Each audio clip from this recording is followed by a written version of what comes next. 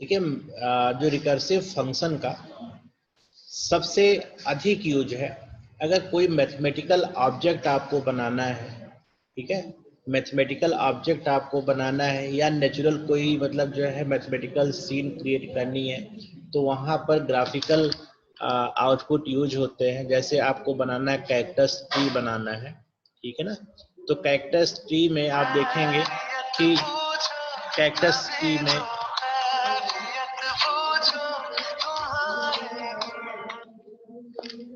नमस्कार सर, मैं ठीक हूँ। ये बताइए अगले का कुछ पता लग रहा है? आपने फोन किया था?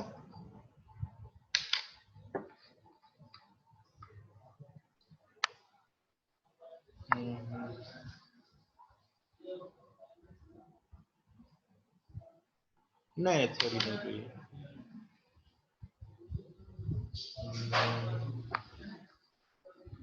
थोड़ा पता करिए। अच्छा अभी क्लास ले रहे थे, फिर बाद में करते हैं फोन, अभी क्लास ले रहे हैं ऑनलाइन।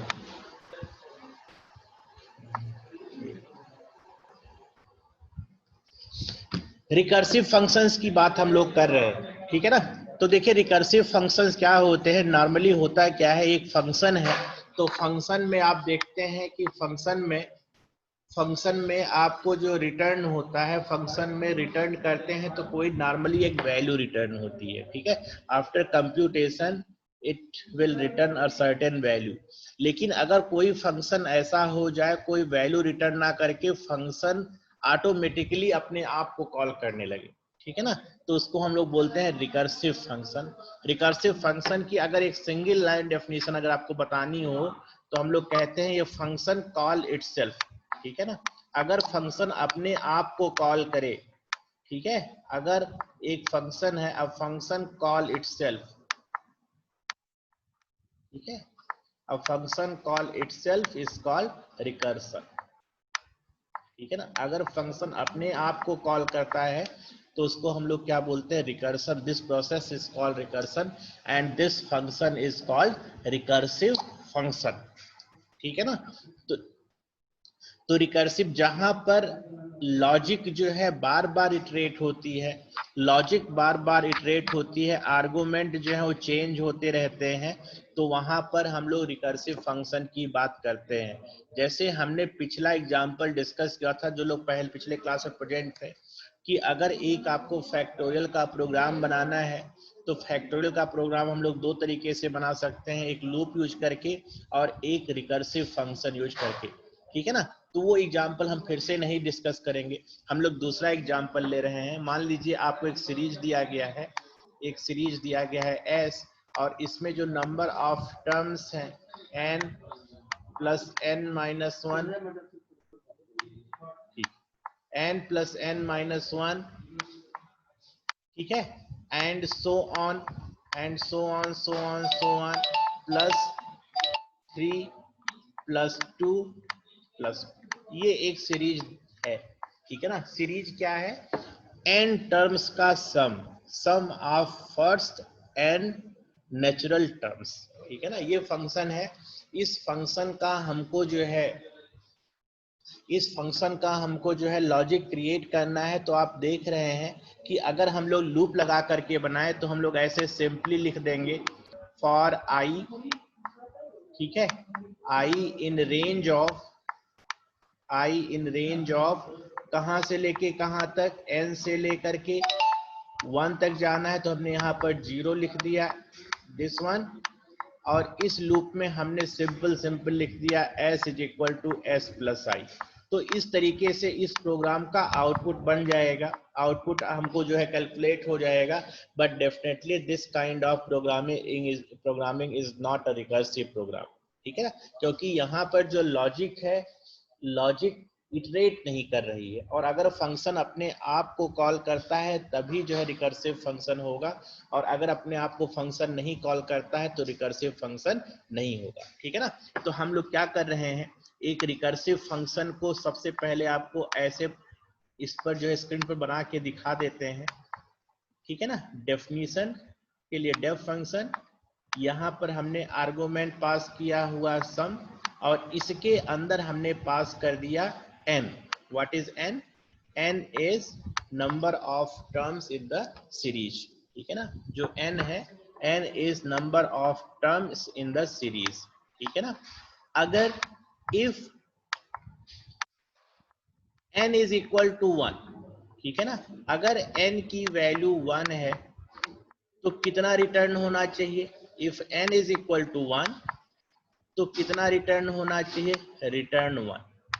ठीक है, आप देख पा रहे हैं कि जब सीरीज में n की वैल्यू घटते घटते, ये जो सीरीज है, इस सीरीज में वैल्यू घटते घटते लास्ट में 1 बच रहा है, तो जब n की वैल्यू 1 है तो फंक्शन कितना रिटर्न करना चाहिए? 1 रिटर्न करना चाहिए. ठीक है ना.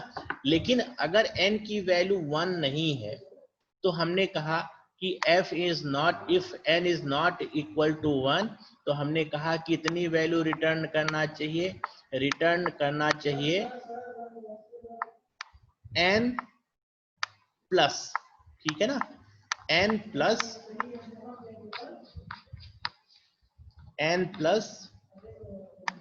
ठीक है. और यहां पर हमने फंक्शन का नाम रख दिया, फंक्शन इज सम.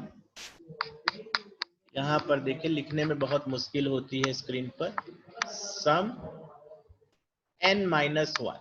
ठीक है ना, सम n माइनस 1.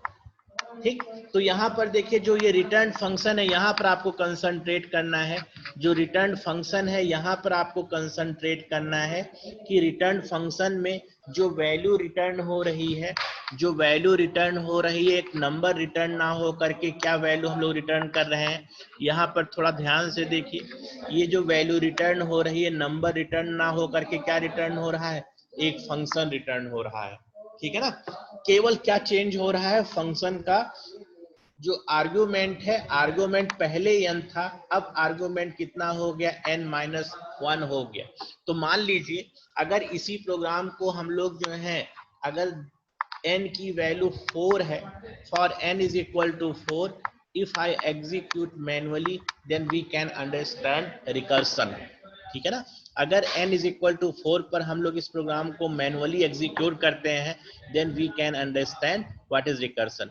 तो देखिए जब n की वैल्यू 4 है तो first condition is false, second condition is true. Return की वैल्यू कितनी हो गई? Return is equal to n. n का मतलब 4. ठीक है ना, प्लस सम n माइनस 1 कितना हो गया? 3 हो गया. ठीक है ना. अब देखिए जो फंक्शन का argument, this is my function, this is my function, and its argument has now changed from 4 to 3, and this function, since it is a function, so it call itself. तो अब फिर से ये फंक्शन कॉल हो गया, return function फिर से अपने आप को कॉल कर ले रहा है. तो जब n की वैल्यू 3 हुई तो ये पहला कंडीशन फॉल्स हुआ, सेकेंड कंडीशन इज ट्रू, और जब सेकेंड कंडीशन ट्रू होगी तो कितना रिटर्न होगा? 3 प्लस सम, और आर्गुमेंट कितना हो गया? 2 हो गया. ठीक है ना. इसकी वैल्यू कुछ है, I am not specifying what it is. तो सम है तो ठीक है. अब देखिए रिटर्न फंक्शन में return argument is now again a function. ठीक है ना, return statement is again a function, so naturally it must call itself. ठीक है, ये अपने आप को कॉल करेगा. तो पहला first argument, first condition is false, second condition is true, तो कितनी वैल्यू हो गई? Plus 3, and this function is replaced by 2 plus sum 1. ठीक है ना, सम 1. समझ में आ रहा है? अब देखिए सम 1, ये जो फंक्शन है it is again a function. ठीक है ना, सम 1 इज अगेन अ फंक्शन. जो आर्गुमेंट था, आर्गुमेंट जो है 2 से 1 हो गया, तो फिर से ये कंडीशन फिर से अपने आप को कॉल करेगा. फंक्शन ने अपने आप को कॉल किया तो फर्स्ट कंडीशन जो है ट्रू है, first condition is true. This is first time happening that this if statement is true, so this function will simply return 4 plus 3 plus 2 plus 1. ठीक है ना. तो इसका सम कितना हो गया 10, ठीक है ना। तो इस तरीके से अगर फंक्शन अपने आप को कॉल कर रहा है तो this kind of function is called recursion, and this execution is called recursion, and this function is called recursive function, ठीक है ना। जो सम फंक्शन है this is called recursive function, क्योंकि फंक्शन अपने आप को खुद ही कॉल कर ले रहा है, तो this kind of function is called recursive function, ठीक है ना। अब इस रिकर्सिव फंक्शंस पर हम लोग एक प्रोग्राम लिख के दिखाते हैं आपको, और दोनों तरीके से करके दिखाते हैं। पहला सिंपल करके दिखाते हैं और दूसरा रिकर्सन से करके दिखाते हैं, और दिखाते हैं कि दोनों का जो स्टेटमेंट का, दोनों प्रोग्राम का जो आउटपुट होगा वो सेम होगा, चाहे आप लूप लेकर के बनाते हैं या आप प्रोग्रामिंग अप्रोच यूज करते हैं, दोनों का रिजल्ट हमेशा सेम होगा, ठीक है ना। तो हम लोग यहाँ पर प्रोग्राम्स में आते हैं, प्रोग्राम में हम लोग आ रहे हैं, यहाँ पर इसको मिटा दे रहे हैं जिससे आपको स्क्रीन दिखाई पड़े। मिटाना तो नहीं चाहिए, बट फॉर हमारे पास स्पेस ही नहीं है अगर यहाँ पर। अच्छा ठीक है, यहाँ पर हम लिख रहे हैं, आपको होपफुली जो है दिखाई देगा। अगर कोई एरर होगी तो हम लोग इसको मिटा देंगे, ठीक है ना। तो देखिए सबसे पहले हम लोग रिकर्सिव फंक्शंस की बात कर रहे हैं। तो देखिए रिकर्सिव फंक्शन जो हमने कोड को यहाँ पर लिखा हुआ स्क्रीन पर, exactly we are writing same code on the editor itself, ठीक है ना। तो definition, def function name is sum, और इसके अंदर हमने आर्गुमेंट पास कर दिया स्मॉल n या कैपिटल N, जो भी पास करना चाहे, ठीक है ना। इफ n इक्वल टू 1, ठीक है ना, रिटर्न, जैसे जैसे हमने कोड लिखा है एग्जैक्टली वही कोड हम लोग यहाँ पर लिख रहे हैं, दूसरा कुछ भी नहीं लिख रहे हैं। एल्स, ठीक है ना, return, else return n plus sum of n minus 1। देखिए आर्गुमेंट हमने चेंज कर दिया, ठीक है, आर्गुमेंट चेंज कर दिया, लेकिन अगर रिटर्न में फंक्शन की डेफिनेशन आ गई तो कोई इसमें जो है डाउट ही नहीं है। This is simply a definition of recursive function, ठीक है ना। अब फंक्शन अपने आप को कॉल करता रहे, ठीक है ना, आर्गुमेंट चेंज होता रहे लेकिन फंक्शन अपने आप। तो सबसे पहले ये फंक्शन एग्जीक्यूट किया, तो जब रिटर्न में ये स्टेटमेंट आएगा तो फिर से फंक्शन मिलेगा, फिर एग्जीक्यूट करेगा एंड सो ऑन, और जब n की वैल्यू 1 हो जाएगी तो कितना रिटर्न करेगा, ठीक है ना। तो फंक्शन की डेफिनेशन यहाँ पर कंप्लीट हो गई। अब इस फंक्शन में हम लोगों को आर्गुमेंट पास करना है, हम लोग आर्गुमेंट पास कर रहे हैं, तो यहाँ पर हमने लिख दिया सम, और इसके अंदर हमने आर्गुमेंट पास कर दिया 4, क्योंकि हमने अभी आपको 4 का कैलकुलेट करके दिखाया था, तो हम लोग उसी की वैल्यू को, उसी को हम लोग प्रिंट करेंगे और दिखाएंगे कि इस तरीके से अगर आप सम करते हैं, print sum of natural term, sum of natural terms, ठीक है ना, एंड n, ठीक है। तो अगर इसको हम लोग एग्जीक्यूट करते हैं तो आप देख पा रहे हैं कि फर्स्ट टर्म का नेचुरल टर्म जो है वो इस तरीके से एग्जीक्यूट हो रहा है। तो एग्जीक्यूशन आप समझ पा रहे हैं, एग्जीक्यूशन को हमने पहले एक्सप्लेन कर दिया था, ठीक है। एग्जीक्यूशन को किस तरीके से एग्जीक्यूशन हो रहा है, we have already explain it, but we can define same program without recursion. तो यहाँ पर डेफिनेशन जो है रिकर्सिव फंक्शन से हमने बनाया हुआ है, लेकिन हम लोग अगर इस प्रोग्राम को चाहें तो we can define same program without using recursion, ठीक है ना। सिंपल हम लोग प्रोग्राम बना रहे हैं बिना रिकर्सन यूज किए हुए। तो यहाँ से हम लोग पूरे कोड को कॉपी कर ले रहे हैं और इसमें जो है थोड़ा सा माइनर चेंज करके हम लोग प्रोग्राम को, ठीक है, यहाँ पर हमने लिख दिया फॉर। देखिए लूपिंग हम लोग यूज करेंगे क्योंकि बार बार एक ही स्टेटमेंट, एक ही जैसा जो है टास्क हो रहा है, तो हम लोग लूपिंग यूज करेंगे। For I in range, I in range कहां से कहां तक आपको जाना है, n टर्म से लेकर के आपको जो है 1 तक जाना है, तो नेचुरली जो लोअर लिमिट है वो 0 रखेंगे, एंड स्टेप साइज इज -1, ठीक है ना। तो ये जो सीरीज जनरेट करेगा, जो आपको लिस्ट जनरेट करेगा, this will generate n-1, n-2, n-3 and so on 3 to 1, ठीक है ना। तो ये यहाँ से जनरेट हो गई और हमने यहाँ पर कह दिया sum is equal to sum plus I, ठीक है ना। और इनिशियली जो है हमने कहा कि जो सम की वैल्यू है वो 0 है, ठीक है ना। Initially sum is equal to 0। तो अगर हम लोग इस वैल्यू को रिटर्न कर ले, सम करने के बाद फंक्शन में जब फंक्शन का एग्जीक्यूशन कंप्लीट हो गया, ठीक है, after execution of this loop I am simply returning this statement. Sum की वैल्यू को हमने रिटर्न किया तो किसको रिटर्न होगा, जिसने कॉल किया है। किसने कॉल किया है, इस फंक्शन ने कॉल किया हुआ है। अच्छा, एक चीज यहाँ पर थोड़ा सा दिक्कत जनरेट हो सकता है कि वेरिएबल और फंक्शन का नाम हमने सेम रख दिया है, तो यहाँ पर हम लोग इसको हटा दे रहे हैं। This is equal to S plus I, ठीक है ना। अदरवाइज एनोमली कैन अराइज, क्योंकि दोनों का नाम सेम हो जा रहा है, ठीक है ना। तो इस तरीके से अगर हम लोग एग्जीक्यूट करते हैं तो आप देख पा रहे हैं कि इसका भी execution of this program is 10 and execution of first program is also 10। लेकिन दोनों के जो प्रोग्रामिंग अप्रोच है, दोनों का प्रोग्रामिंग अप्रोच अलग अलग है। फर्स्ट प्रोग्रामिंग जो हमने बनाया है ये रिकर्सिव फंक्शन से बनाया हुआ है, और दूसरा फंक्शन हमने जो बनाया हुआ है, this function is created without recursion, ठीक है ना। तो ये आपको होपफुली समझ में आ गया होगा रिकर्सन फंक्शन कैसे हम लोग क्रिएट कर रहे हैं और किसको रिकर्सन बोल रहे हैं, ठीक है ना। देखिए, रिकर्सन का फंक्शन का एक मैथमेटिक्स में टर्म होता है फ्रैक्टल्स, ठीक है। तो अगर आप फ्रैक्टल्स की डिजाइन की बात करें,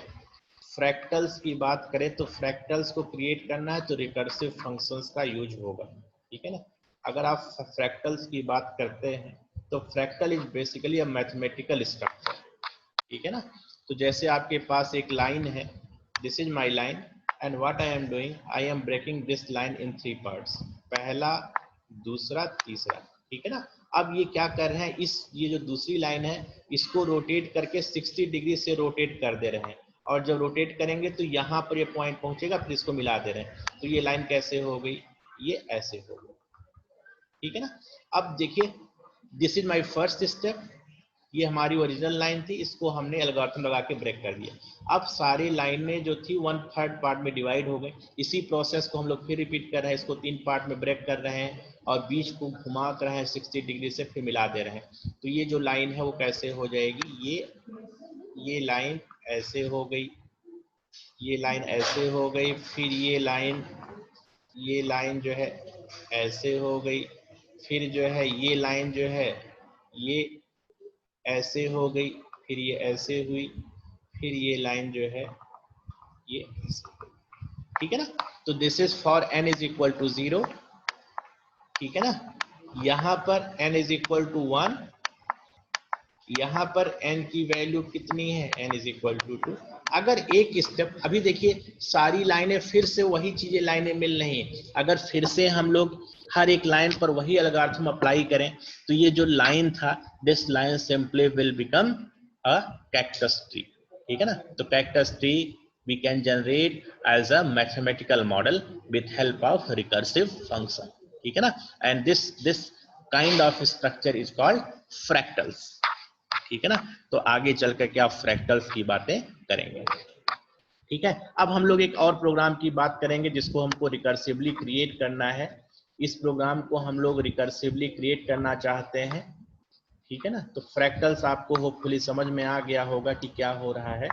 एक हम लोग मान लीजिए कि एक हम लोग मैथमेटिक्स में पाइथन में एक फंक्शन पढ़ते हैं POW फंक्शन, और इस फंक्शन के 2 आर्गुमेंट है, ठीक है। इस फंक्शन के 2 आर्गुमेंट है, पहला आर्गुमेंट x है and second argument y, and this function is simply equivalent to x raise to the power y, ठीक है ना। This function is equivalent to x raise to the power y। पहला number है वो y पार से raise हो जा रहा है। इसी प्रोग्राम का हमको रिकर्सिव फंक्शन यूज करके बनाना है। तो हम लोग जानते हैं जब y की वैल्यू 0 है तो ये फंक्शन कितना रिटर्न करे, 1 रिटर्न करे, ठीक है ना। और अगर नहीं है तो देखिए इसको हम लोग लिख सकते हैं x raise to the power y है, ऐसे देखिए x raise to the power y है, ठीक है ना। x raise to the power y है, तो हम लोग ऐसे लिख सकते हैं x into x raise to the power y minus 1। ठीक है, अब फिर से अगले स्टेप में हम लोग लिख सकते हैं x into x raise to the power y minus 2। ठीक है ना, अगले स्टेप में हम लोग लिख सकते हैं x into x into y raise x raise to the power y minus 3। तो आप जब एक एक पावर सब्ट्रैक्ट करते रहेंगे, जब आप एक एक पावर सब्ट्रैक्ट करते रहेंगे तो एक समय ऐसे आएगा जब y माइनस n करेंगे तो ये वैल्यू कितनी हो जाएगी, पहले 1 हो, पहले 3 होगी, फिर 2 होगी, फिर 1 होगी, फिर 0 हो जाएगी। ठीक है, और आप जानते हैं अगर जब ये नंबर घटते घटते कितना हो गया, 0 हो गया, इस तरीके से हम लोग अगर n तक जाते हैं तो ये x जो है घटते घटते मल्टीप्लाई होते होते एंड सो ऑन ये कितना हो गया, x raise to the power 0 हो गया। ठीक है ना, ये पावर जो है लगातार आप देखिए -1 -2 -3 और ये आके घट के कितना हो जाएगा, 0 हो जाएगा। और 0 पर हम लोग जानते हैं any number raise to the power 0 is 1। ठीक है, तो इसी एल्गोरिथम को हम लोग इम्प्लीमेंट करना चाहते हैं। We want to implement this algorithm with help of recursive functions. ठीक है ना, तो हम लोग थोड़ा सा इसको 2 लाइन कोड लिखेंगे तो आपको समझ में आ जाएगा। अभी थोड़ा abstract लग रहा होगा, लेकिन अगर 2 लाइन का कोड लिखेंगे तो आपको समझ में आ जाएगा कि हम लोग क्या बात कर रहे हैं। ठीक है ना, तो देखिए सबसे पहले हमने एक फंक्शन को डिफाइन कर दिया, क्योंकि हम लोग पीओएफ फंक्शन कैसे काम करता है वो नहीं जानते हैं। पावर, और इसके अंदर हमने 2 आर्गुमेंट पास किया है, ए और बी पास किया है। ठीक है ना, पहला नंबर और दूसरा नंबर। देखिए आपने कहा कि जब ये घटते घटते बी की वैल्यू कितनी हो जाएगी, जो दूसरा आर्गुमेंट जब 0 हो जाएगा तो फंक्शन कितना रिटर्न करना चाहिए, 1 रिटर्न करना।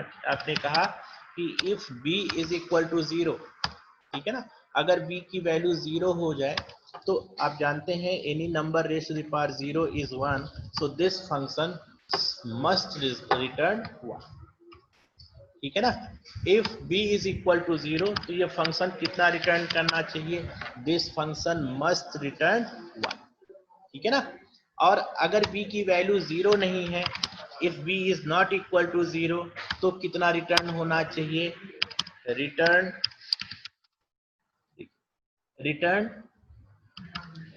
POWER ये फंक्शन, और इसके अंदर पहला आर्गुमेंट हमारा a है इंटू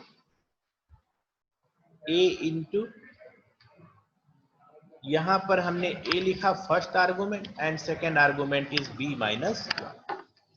समझ में आ रहा है? तो देखिए मान लीजिए ऐसे तो आपको थोड़ा सा abstract लग रहा होगा एग्जाम्पल, लेकिन अगर आप a और b की 2 वैल्यू लेके चलिए, अगर a और b की 2 वैल्यू मान लीजिए कि a इज इक्वल टू 3 है and b is equal to 3 है। ठीक है ना, तो पहला कंडीशन फॉल्स है, दूसरा कंडीशन ट्रू है, तो ये कितना हो गया, 3 इंटू POW। ठीक है, POW a की वैल्यू कितनी है, 3 है, और b की वैल्यू कितनी है, 2 है। तो ये जो फंक्शन फिर से अपने आप को कॉल करेगा, this function will call itself, why, because it is a return is a function statement. तो फंक्शन अपने आप को कॉल करेगा, तो जब अगली बार कॉल करेगा तो इसकी वैल्यू कितनी हो जाएगी, 3 इंटू POW, और फर्स्ट आर्गुमेंट 3 है, सेकेंड आर्गुमेंट 1 है। ठीक है ना, अगली बार फिर से पहला कंडीशन ट्रू है, तो अगली बार जब ये रन करेगा तो ये पावर की वैल्यू 0 हो जाएगी, ये कंडीशन ट्रू हो जाएगा। ठीक है ना, तो इस तरीके से हमने लिखा हुआ है। अब इस फंक्शन को हम लोग जो है, फंक्शन की डेफिनेशन कंप्लीट हो रही है, फंक्शन की एग्जीक्यूशन की बात हम लोग करते हैं। मान लीजिए कि फंक्शन की वैल्यू जो रिटर्न हो रही है m में रिटर्न हो रही है, और हम लोग फंक्शन को इन्वोक कर दे रहे हैं, first argument is 2 and second argument is 3। ठीक है ना, तो माई एंटिसिपेशन ऑफ दिस प्रोग्राम, मेरा जो एस्टिमेशन है कि अगर ये प्रोग्राम एग्जीक्यूट करता है तो output of this program comes out to be 8, ठीक है ना, 2 रेज़ टू द पावर 3। अगर आप 2 को 3 पावर से रेज करेंगे तो result must be 8। So if I am printing what is value of print value is, ठीक है ना, and I am printing value of x. तो अगर इस तरीके से एग्जीक्यूट करते हैं तो आप देखिए इसको एरर आ रहा है। इसलिए एरर आ रहा है क्योंकि हमने यहाँ पर एल्स में हमने जो है कोलन नहीं लगाया हुआ, that's why error is arising. अभी देखिए 2 raise to the power 3 is equal to 8, समझ में आ रहा है। अब हम लोग इसमें आर्गुमेंट हम लोग कोई भी पास कर दें। मान लीजिए 2 रेज़ टू द पावर हम लोग पास कर रहे हैं 10, तो 2 रेज़ टू द पावर 10 की वैल्यू आप जानते हैं, this is 2 raise to the power 10 is equal to 1024। तो अगर आप इसको एग्जीक्यूट करते हैं तो आप देख पा रहे हैं कि 2 raise to the power 10 is equal to 124, ठीक है ना। तो जो रिटर्न स्टेटमेंट है, रिटर्न स्टेटमेंट में एक फंक्शन कॉल किया गया है, तो if a function call itself is called recursive function and this kind of class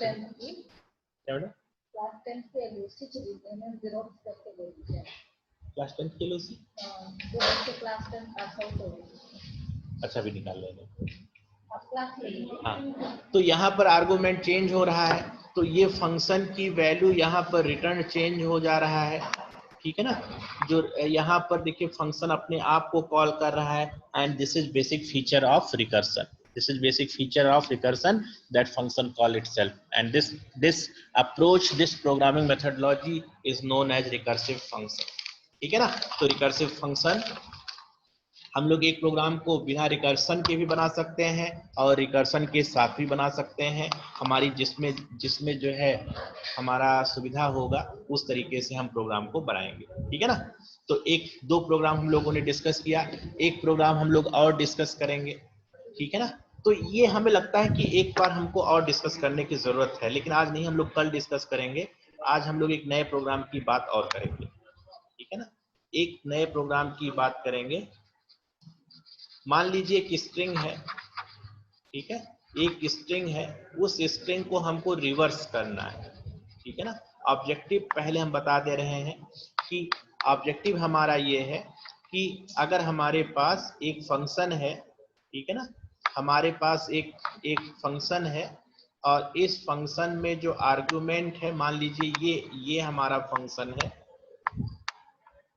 ये हमारा जो स्ट्रिंग है, ठीक है। और इस स्ट्रिंग में हम लोग क्या कर रहे हैं, इस स्ट्रिंग में हम लोग ये कर रहे हैं कि एक फंक्शन को आपको क्रिएट करना है कि फंक्शन इन्वोक होने के बाद ये फंक्शन की जो ऑर्डरिंग है, ठीक है, ये जो फंक्शन की ऑर्डरिंग है ये रिवर्स हो जाए, ठीक है ना। तो ये एग्जीक्यूशन के बाद इस फंक्शन की जो ऑर्डरिंग है ये रिवर्स हो जाए, जो स्ट्रिंग है वो SWEN हो जाए, ठीक है ना। तो इस तरीके से फंक्शन बनाना है और जो फंक्शन की डेफिनेशन है वो कैसी होनी चाहिए, रिकर्सिव होनी चाहिए, ठीक है ना। फंक्शन की जो डेफिनेशन है वो रिकर्सिव होनी चाहिए। तो सबसे पहले हम लोग क्या ले रहे हैं, इस स्ट्रेंथ का हम लोग लास्ट लोकेशन निकालें और लास्ट लोकेशन पर जो स्ट्रिंग प्रेजेंट है उसको हम लोग सबसे पहले प्रिंट कर दे रहे हैं, ठीक है ना। उसके बाद स्ट्रिंग को हम लोग एक कैरेक्टर से बाहर निकाल दे रहे हैं, फिर इसमें लास्ट कैरेक्टर को लेकर के फिर से प्रिंट कर दे रहे हैं।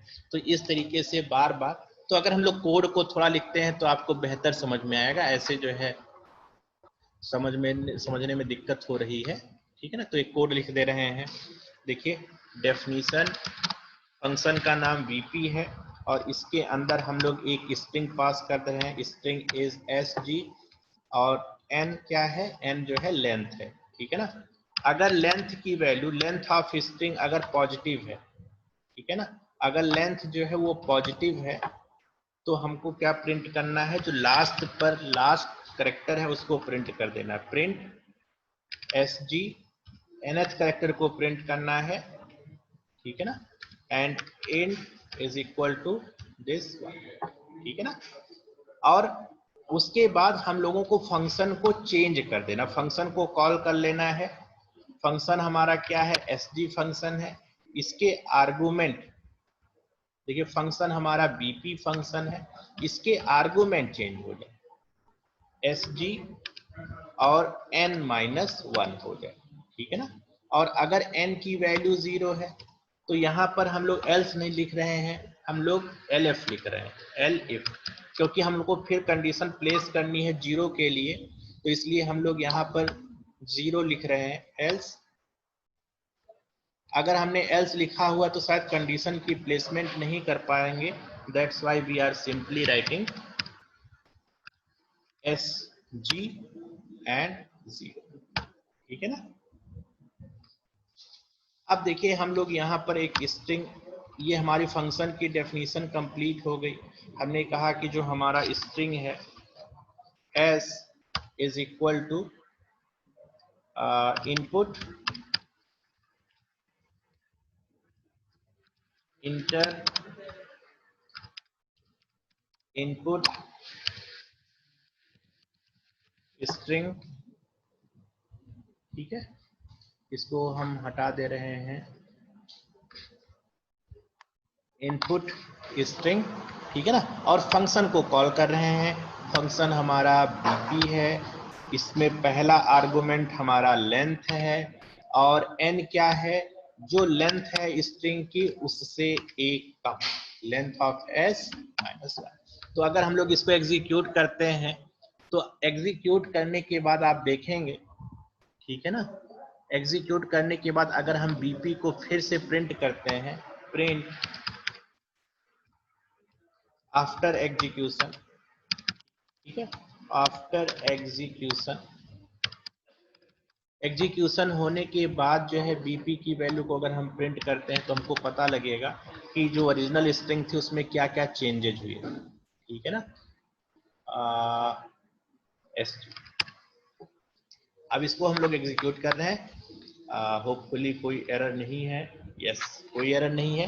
हमने स्ट्रिंग पास कर दिया NEWS, ठीक है।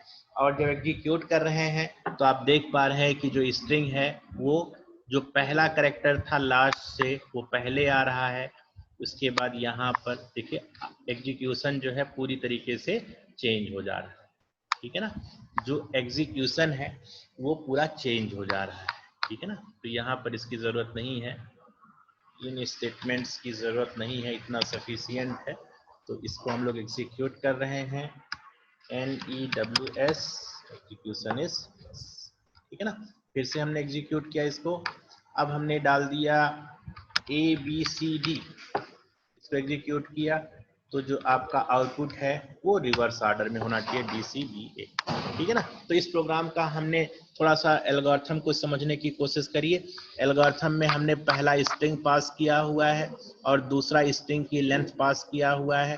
तो मान लीजिए कि अगर हमने ये स्ट्रिंग पास किया है तो दूसरा आर्गुमेंट कितना पास किया हुआ, 4 पास किया हुआ है। तो अगर n की वैल्यू 4 है तो प्रिंट SG4, फोर्थ पोजीशन पर जो करेक्टर हो प्रिंट हो जाए, तो फोर्थ करेक्टर पर कौन सा प्रेजेंट है, D प्रेजेंट है, ठीक है ना।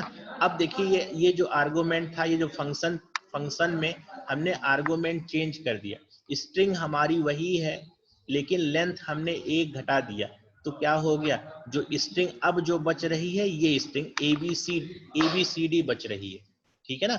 अब देखिए फिर से अपने आप को इसने कॉल किया, क्यों, क्योंकि फंक्शन है। तो अगर फंक्शन अपने आप को कॉल करता है, आर्गुमेंट चेंज हो रहा है। अब ये जो n की वैल्यू थी वो कितनी होगी, n-1th पोजीशन पर, तो n-1th पोजीशन पर कौन सा करेक्टर प्रेजेंट है, C प्रेजेंट है। फिर से इसकी लेंथ एक घट गई, अब कौन सा करेक्टर हो गया, AB स्ट्रिंग हो गया, ठीक है ना। अब ये फंक्शन में जब कॉल करेगा तो लेंथ की वैल्यू कितनी है, लेंथ की वैल्यू 1 है, 1 या 2 होगी जो भी है, ठीक है ना। तो B प्रिंट होगा और सबसे लास्ट में जब n की वैल्यू 0 होगी तो जो 0th पोजीशन पर कैरेक्टर प्रेजेंट है वो प्रिंट हो जाएगा, A प्रिंट हो जाएगा, ठीक है ना। तो यहाँ पर फंक्शन की डेफिनेशन, यहाँ पर देखिए ये जो फंक्शन है, यहाँ पर हमने फंक्शन आर्गुमेंट चेंज किया है, लेकिन this kind of definition is called recursive function, ठीक है ना। तो अगर एक फंक्शन अपने आप को कॉल करता है, if a function call itself is recursion, ठीक है ना। तो रिकर्सन फंक्शन को यूज करके हम लोग रिकर्सन फंक्शन को यूज करके हम लोग प्रोग्राम को लिख सकते हैं। तो होपफुली अब आपको समझ में आने लगा होगा कि व्हाट इज रिकर्सन, ठीक है ना। तो आज हम लोग यहीं पर खत्म कर रहे हैं। एक बार हम सबसे जो है हाल चाल पूछ लेते हैं, बहुत दिनों बाद जो है टाइम बचा है, एक बार मैं सबसे हाल चाल ले लेता हूँ, उसके बाद तब फिर जो है कल जो है हम लोग इसके आगे कंटिन्यू करते हैं, ठीक है। Ankit Kumar, Ankit Kumar, yes sir. समझ में आया? Yes sir. चिरंजीत विश्वास, यस सर। हाँ थोड़ा टेक्स्ट बुक उलट के देखिए, समझ में सब कुछ आने लगेगा। दीपक प्रसाद, यस सर, समझ में आ गया। Umesh Chauhan, yes sir. अच्छा लोग भाई जो है प्रेजेंट रहा करो, ऑफलाइन के भरोसे ना रहा करो। ऑफलाइन में जो है ऑनलाइन के भरोसे रहा करो। जो है हम एकदम टाइम से ना टाइम से पहले शुरू करते ना टाइम के बाद शुरू करते हैं, क्योंकि हमारी जो 40 मिनट की हमारी लिमिटेशन है। तो जो है